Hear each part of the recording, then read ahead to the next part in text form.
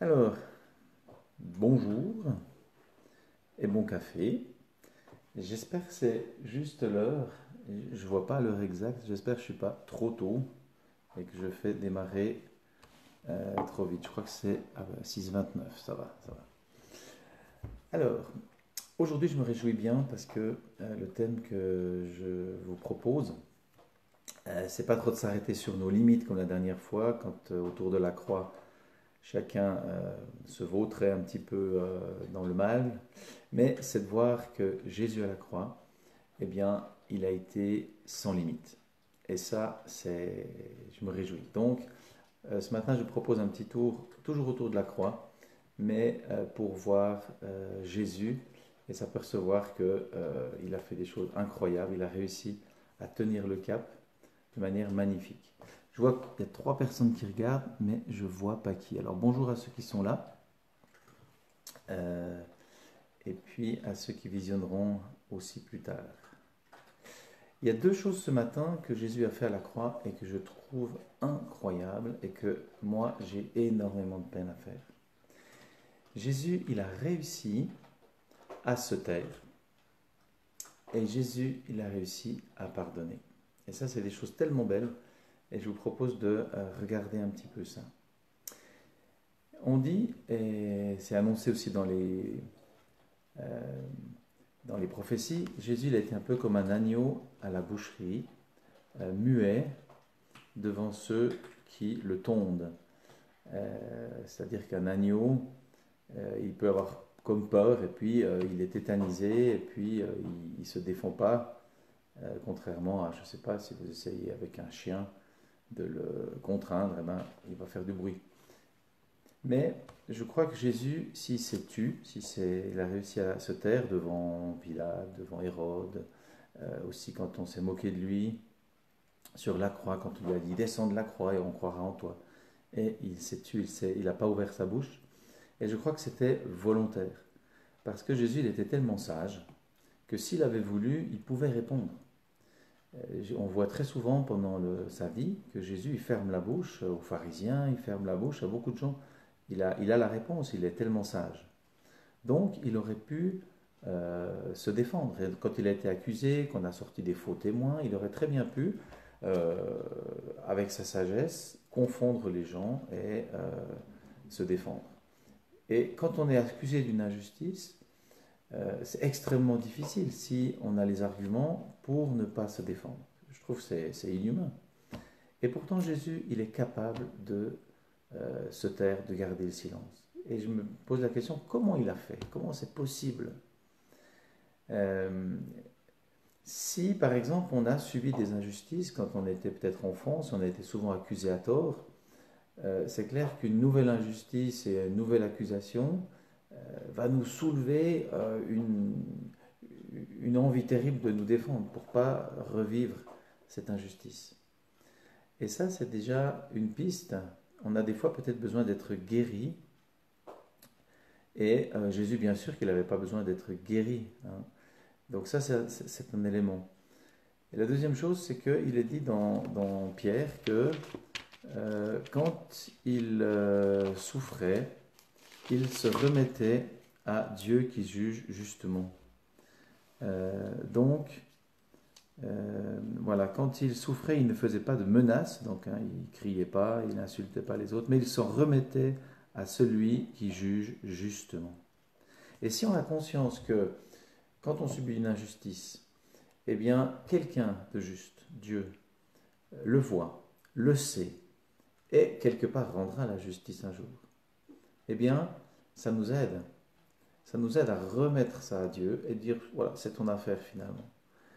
Et on a besoin de lever les yeux, hein, comme Jésus, de s'en remettre à celui qui juge justement. Sinon, on va monter sur nos grands chevaux, on va se défendre, on va essayer de faire la justice nous-mêmes. Et puis souvent, c'est pire, hein. Et puis les gens ont peut-être un pouvoir sur nous parce que si ils nous accusent justement, ça peut être dans la famille, hein, de petites choses, mais si on dit que voilà, on a mal fait les choses ou puis c'est un peu injuste, bah, tout de suite on va peut-être se défendre, déclencher un conflit. Et finalement, les gens ils peuvent aussi avoir un certain pouvoir sur nous, alors que si on remet ça à Dieu, eh ben, quelque part on est libre. Alors voilà une des choses que Jésus a faites et qui m'impressionne, c'est qu'il a réussi à se taire. Il savait se taire même quand il avait raison. Il savait se taire même s'il avait les arguments pour se défendre. Il était capable de se taire lorsqu'il était accusé injustement. Et ça, bravo. Et ça force mon admiration, mon adoration. Une deuxième chose qui me frappe et qui est aussi un peu inhumaine, c'est que Jésus a réussi à pardonner et à pardonner très vite. Hein. Si on lit Luc 23, que vous connaissez certainement, c'est juste au moment où on le crucifie, dans Luc 23, 33, lorsqu'ils furent arrivés au lieu appelé le crâne, ils le crucifièrent là, ainsi que les deux malfaiteurs, l'un à la droite, l'autre à la gauche. Et Jésus dit, Père, pardonne-leur, car ils ne savent pas ce qu'ils font. Ils se partagèrent ses vêtements en tirant au sort. Et là, c'est comme si au moment où on le crucifie, au moment où Jésus a mal, au moment où c'est le plus injuste, que les mains qui ont fait que du bien, les pieds qui l'ont emmené là où il fallait, eh ben, soient crucifiés, on pourrait dire on pourrait imaginer que Jésus crie, mais quelle injustice, mais vous faites la chose la plus horrible au monde, et ça aurait été vrai. Et à ce moment-là, Jésus dit, Père, pardonne-leur, ils ne savent pas ce qu'ils font.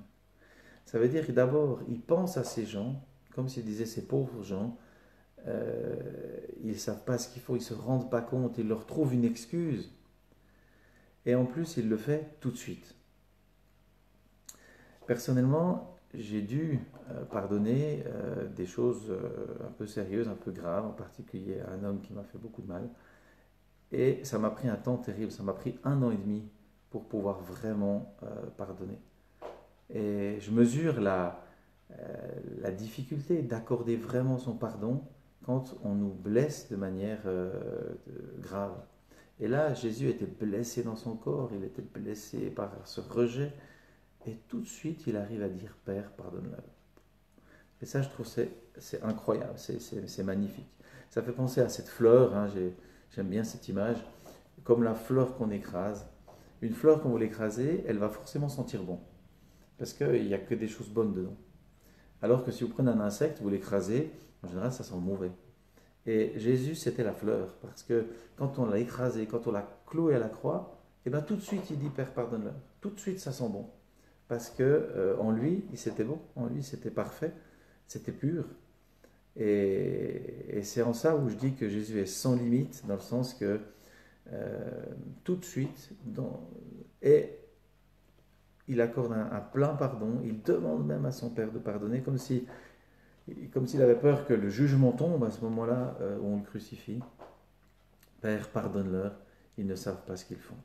Et pour ça aussi, il faut être aussi conscient du pardon qu'on a reçu de Dieu. Dieu nous a aimés, Dieu nous a pardonné, Jésus nous a pardonné, peut-être pour pouvoir l'accorder aux autres. Hein. Parfois, ça prend du temps, hein, je suis bien placé pour le dire, mais c'est quand même une libération de pouvoir pardonner aux autres, de pouvoir, au lieu de garder quelque chose, de garder un petit peu quelqu'un en prison à l'intérieur en disant celui-là, je lui en veux, de pouvoir aussi pardonner, le libérer, remettre à Dieu, parce que c'est aussi Dieu qui juge.